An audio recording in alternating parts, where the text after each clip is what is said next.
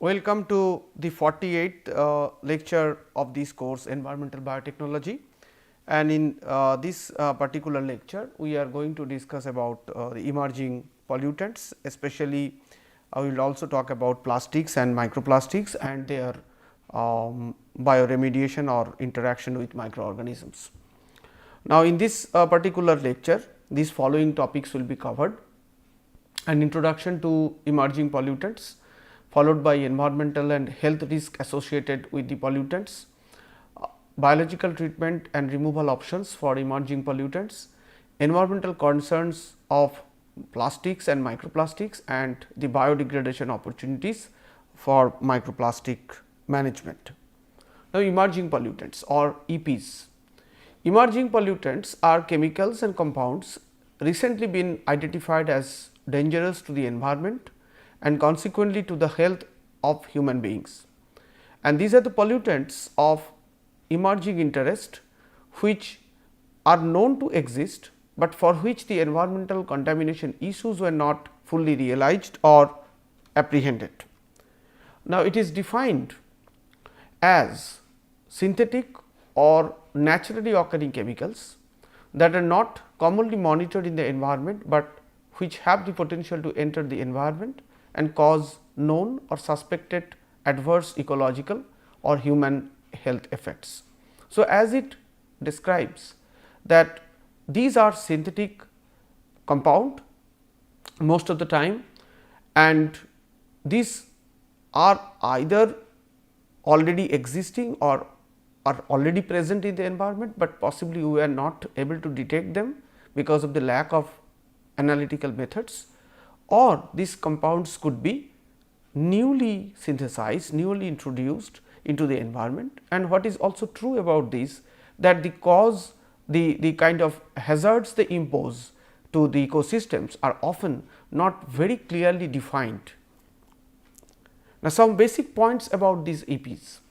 These chemicals were present in the environment, but were not detected, maybe as I mentioned, possibly because of the lack of analytical instruments, and many of them are also newly synthesized chemical compounds.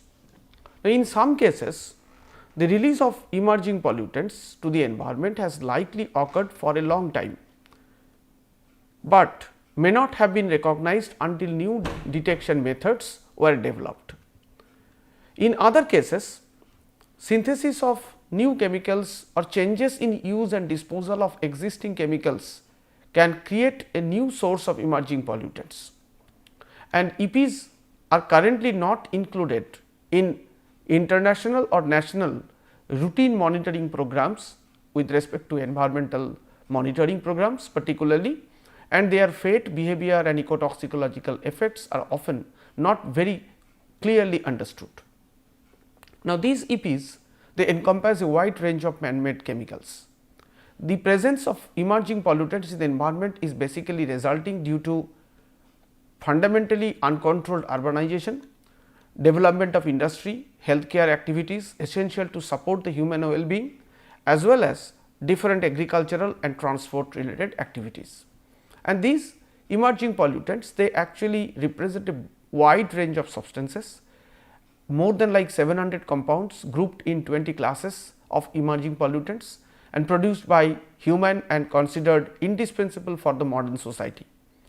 And these compounds, if you look at the list, you will understand that why they are considered as indispensable for the modern society, because they start from antibiotics, drugs, steroids, surfactants, endocrine disruptors, hormones, disinfection byproducts, industrial additives, fire retardants, new pesticides and pesticide metabolites, naturally occurring algal toxin, personal care products, different type of microbeads and microplastics. And as we can understand that these are actually covering a broad, which are categorized as 20 broad groups of molecules or compounds distributed across 700 types of total compounds. We can see that these are represented here is a broad array of the compounds.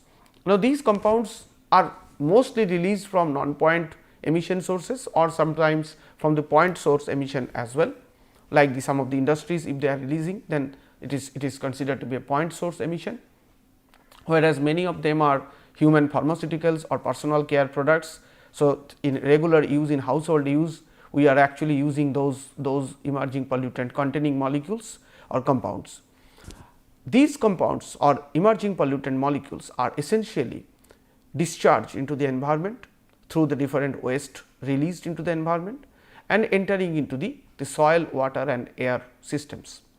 And when they are coming into the soil, water and air systems, essentially all animals, plants, microorganisms and human are going to be part of their system where they are going to accumulate or will be or going to be affected by those compounds.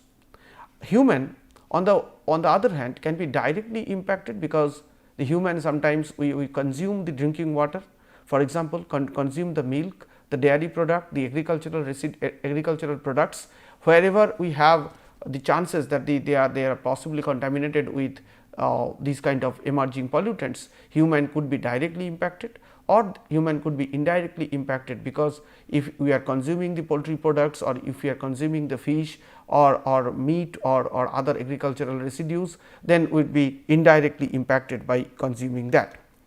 Now, the origin of EPs and their roots in the environment. Emerging pollutants can occur in the environment from various point or diffuse sources, and then once they are released, they reach to the soil, atmosphere, water bodies through several ways and mechanisms, and these mechanisms generally depend on their properties like their polarity, volatility, their environmental persistence, as well as environmental compartments characteristics, like where they are going to be entering into the system, whether it is a soil, it is a kind of water system, aquifer, what type of system where these emerging pollutants, a particular type of pollutant is getting into the mixed into the environment. These emerging pollutants and some of their metabolites, when they are subjected to some kind of or chemical alterations, either purely chemically or biologically catalyzed, these metabolites are released into the environment over several routes from the industry, household, hospitals, etc. And as you can see that a large array of facilities including hospitals, industries, household, land, etc., they are all discharging these into the wastewater system, and from there they might be coming into the other systems and finally entering into the drinking water or even the soil, etc. Now, what are the environmental and health risks associated with these EPs? The incidence of environmental and health risk, particularly human health risk related to EPs, is due to their toxicity. Most of or almost all these compounds are toxic at some levels. EPs are considered to be highly toxic, since nanogram per liter concentration can exhibit relative effects to both human and aquatic organisms, including the hormonal interference or hormonal imbalances as has been observed in fishes, genotoxicity, carcinogenicity in lab animals, endocrine disruption and immune toxicity. And this table is basically presenting the different type of ecological effects of the broad categories of emerging pollutants and also their human health effect. Now, the physicochemical and biological processes have been applied for the removal of emerging pollutants from the environment.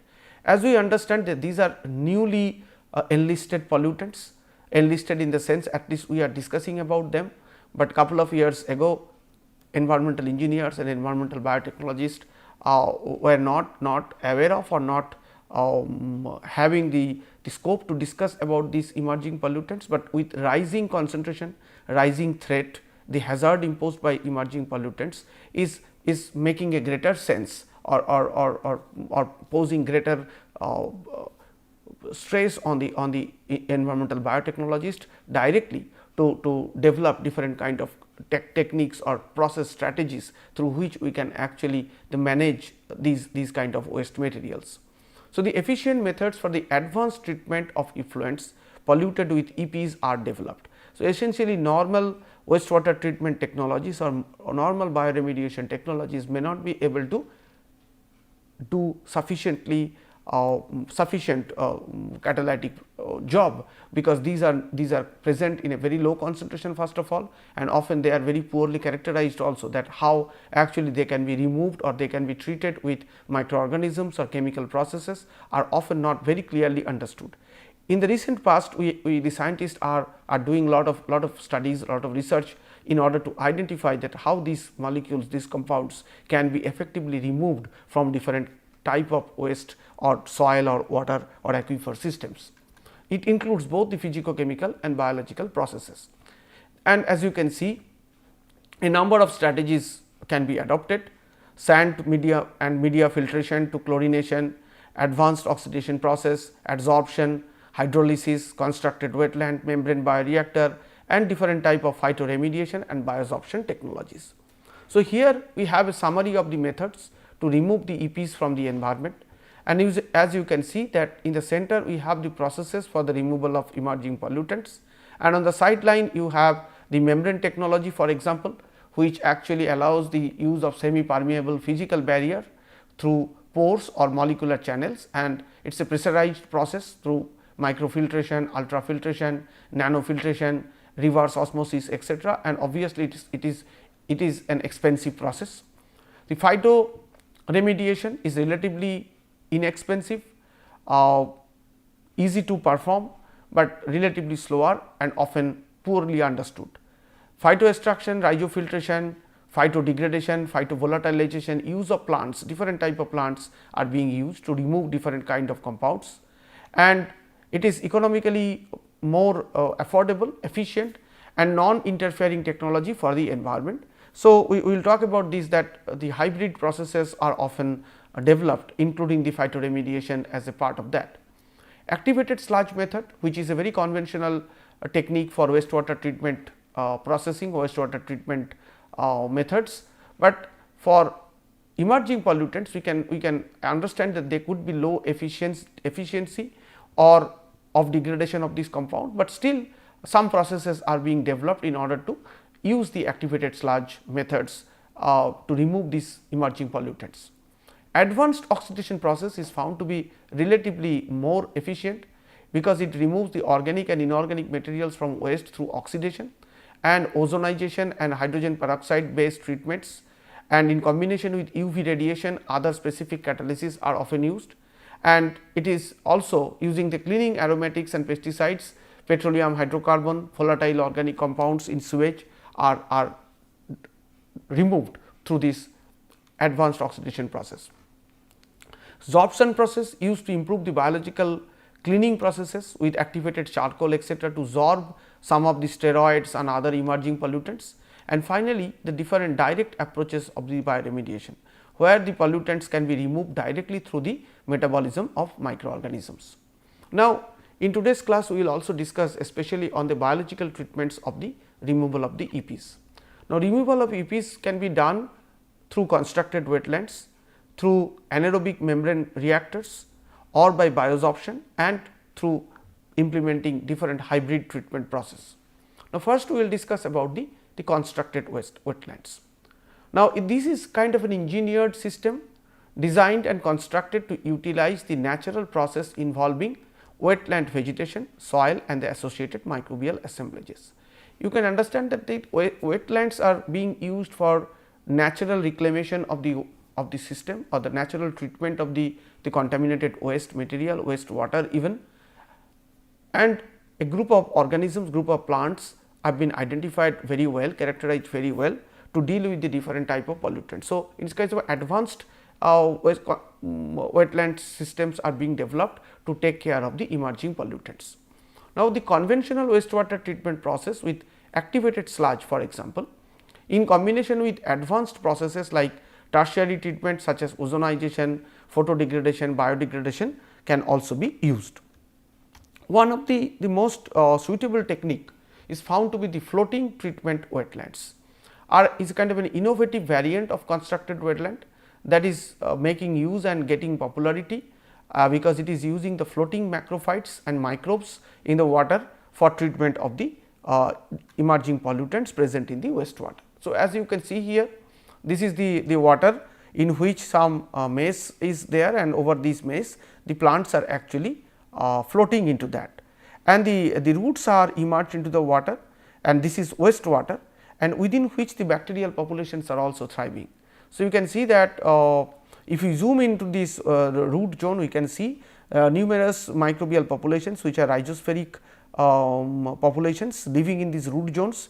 So, it provides a kind of a unique opportunity, because it allows the diffusion of oxygen, nutrient uptake, provide area for biofilm formation, reduction of the turbulence, sequestration, release of organic compounds which encourage the growth of the microorganisms, and the plant tissues overall have different roles into that, like they can uptake the pollutants, they can produce the biomass, they could be the habitats for the organisms, and they also allow the phytodegradation of the different pollutants, because for a long period of time we have seen that plant cells are also capable of producing different enzymes and other methods through which like the bacterial cells, they interact with toxic metals and organic compounds. The plant cells are also capable of interacting with them. So, that property is utilized through these floating treatment technologies.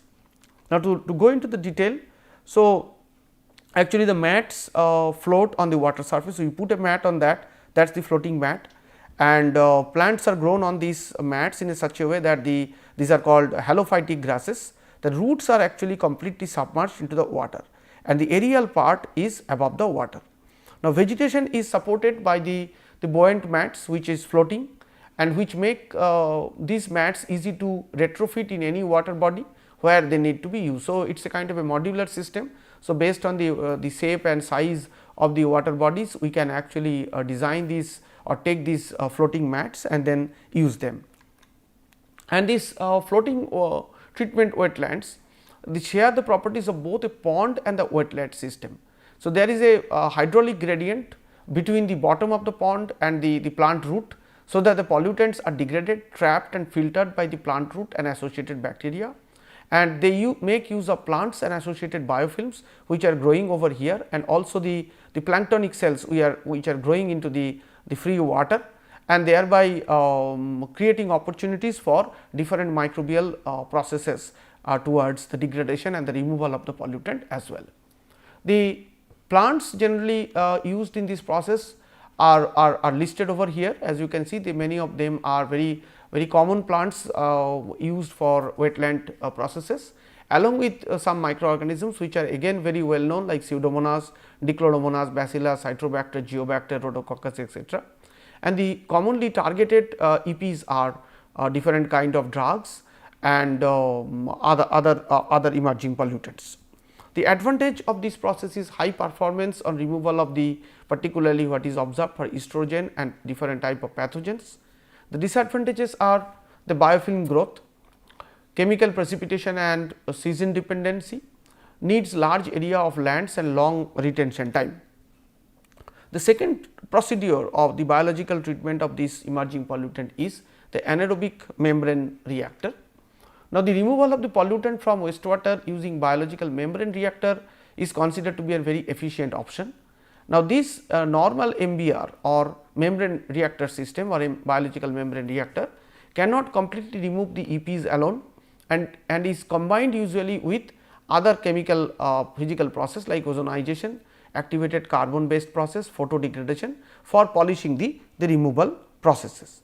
And the MBR integrates biological and physical process, activated sludge treatment, membrane filtration, which assures good removal efficiency. So, a couple of things are mixed or added together in this anaerobic membrane reactor system. So, anaerobic membrane reactor system is based on the anaerobic digestion technology and is characterized by stability and microbial abundance, good toxic resistance, and ensure high efficiency of the EP biodegradation, and it can also generate biogas under anaerobic condition, which is considered to be a renewable bioresource, and it is in significantly larger quantities than the conventional anaerobic biodegradation system. So, here is the picture of this system. Actually, the system looks like this, and if we enlarge, it will have the primary clarifier followed by the activated sludge tank, then the secondary clarifier, and then the disinfection, and finally the effluent is going out of it. These are the organisms generally involved. A number of bacterial strains are engaged into that, and the commonly targeted pollutants are different drugs and extradiols, antibiotics, etc. The advantages of this process is effective removal of the recalcitrant EPs and a very small footprint. Disadvantages include the high energy consumption and high cost. Pharmaceutical pollutants have low efficiencies for this. The third one is the removal of EPs by biosorption. It is a passive metabolically independent process covering all interaction aspect between any sorbent and biological matrix, like what we have learned in case of microbial interaction. Most applicable and helpful method for removing organic and inorganic micropollutant from liquid effluents, and a number of bacterial strains and fungal strains are used for this purpose, and the commonly targeted EPs are again some of these compounds like estradiol, drugs, atrazine, and antibiotics like azithromycin, etc. And advantages include the low cost, exhausted sorbents can be regenerated and relatively with high selectivity.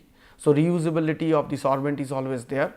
However, it has the disadvantage of that biosorbents are difficult to immobilize on a solid support due to their poor mechanical properties. Now, we will move on to the plastic part and see how the plastics are getting more importance in environmental biotechnology in particular.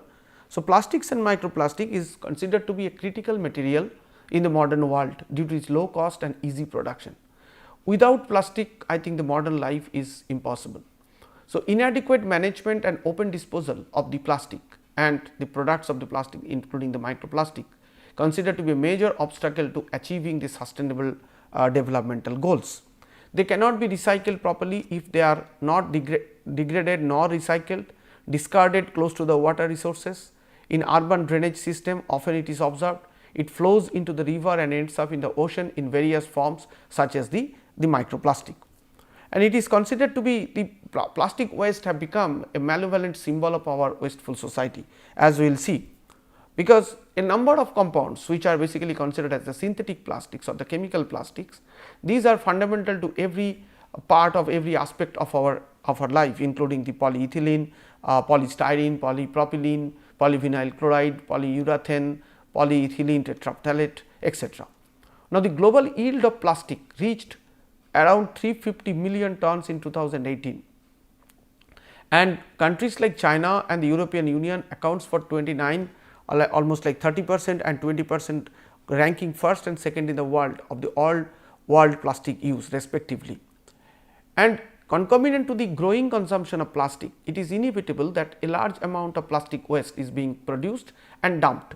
It is predicted that up to 26 billion tons of plastic waste will be produced by 2050, and more than half will be thrown away into landfill and finally enter into the ecosphere or the biosphere, such as the ocean, lakes, and leading to the serious environmental problem.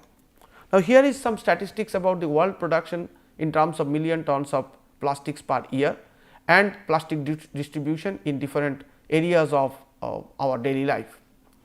Now, what is microplastics? Microplastics are basically small pieces of plastic less than 5 millimeter, 0.2 inches in length, that occur in the environment as a consequence of plastic pollution.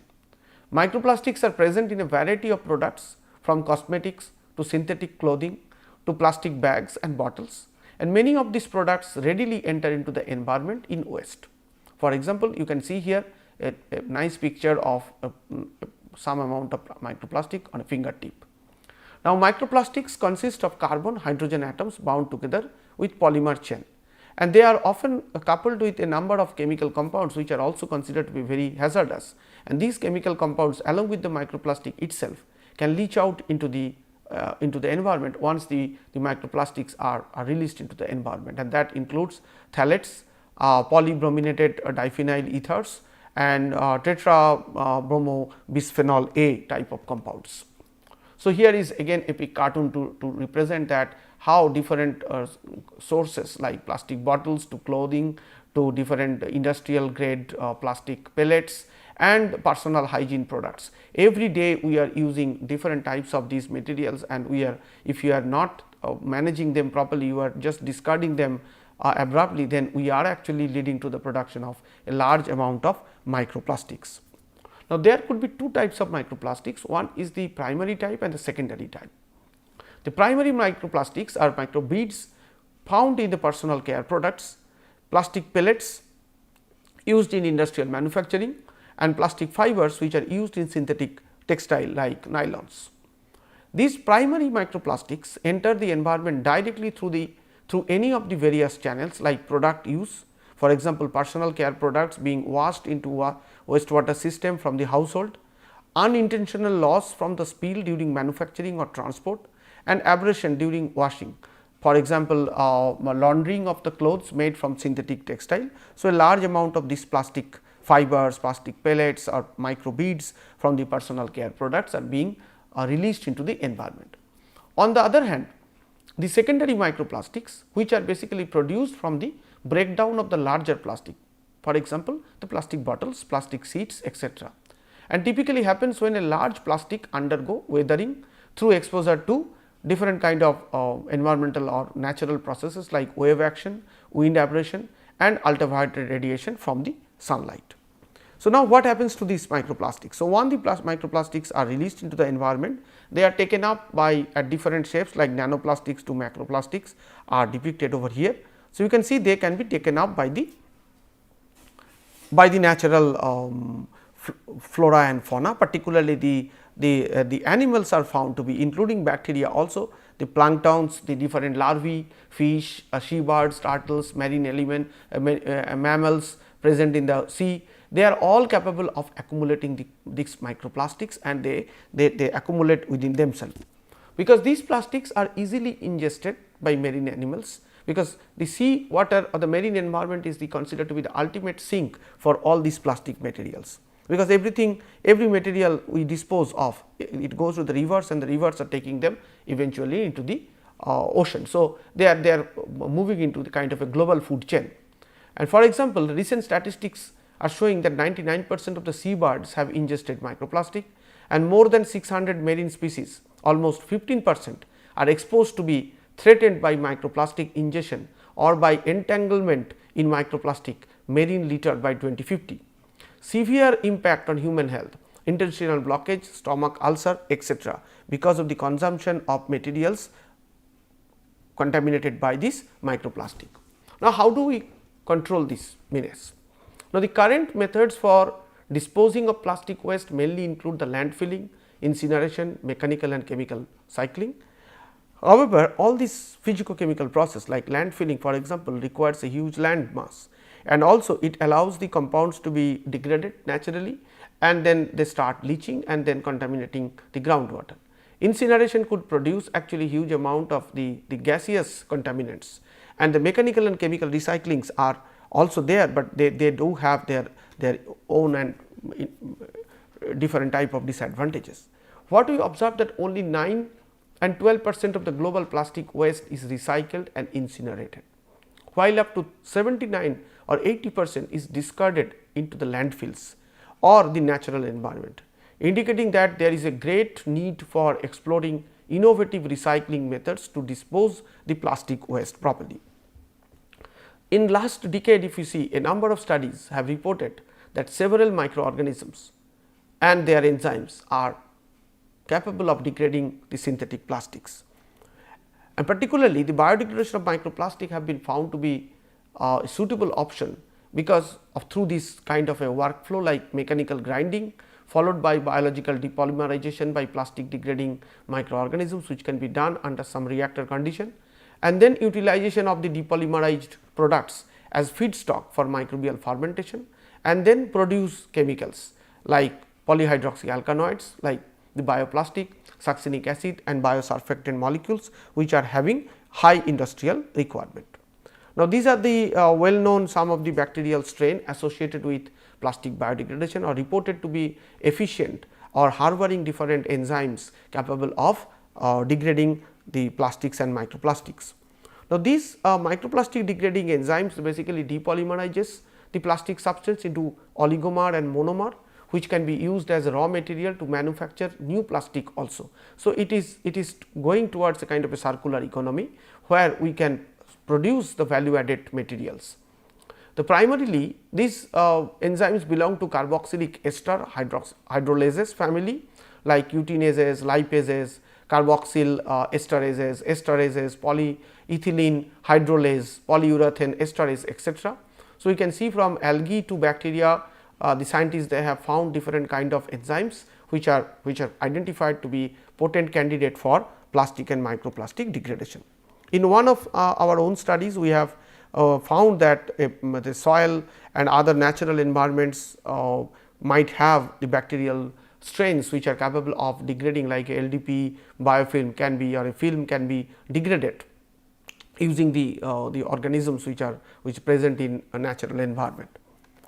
And in recent time, while we see that a lot of interest is being paid on thermophilic bacteria, like in this case a paper is dealing with thermophilic whole cell degradation of polyethylene tetraphthalate using engineered Clostridium strain, and also the enhanced in situ biodegradation of microplastic in sewage sludge using hyperthermophilic composting technology. So, the role of these microorganisms which are naturally able to tolerate high temperature and then also catalyze the required transformation reactions for the plastic and microplastics are getting popularity, both as in situ treatment as well as ex situ the processes.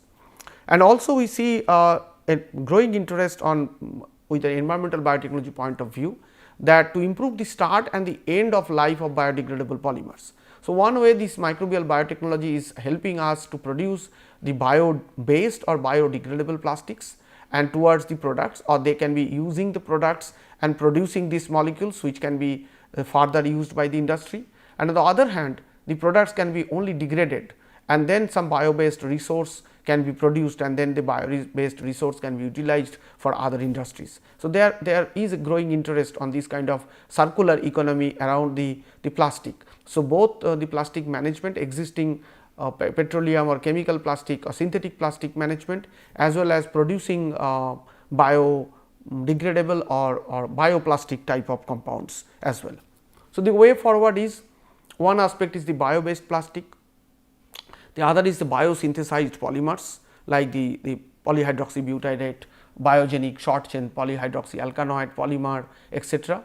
Metagenomic and proteomic studies particularly, so helping us to mine different identify different enzymes and genes capable of plastic depolymerization to plastic degradation.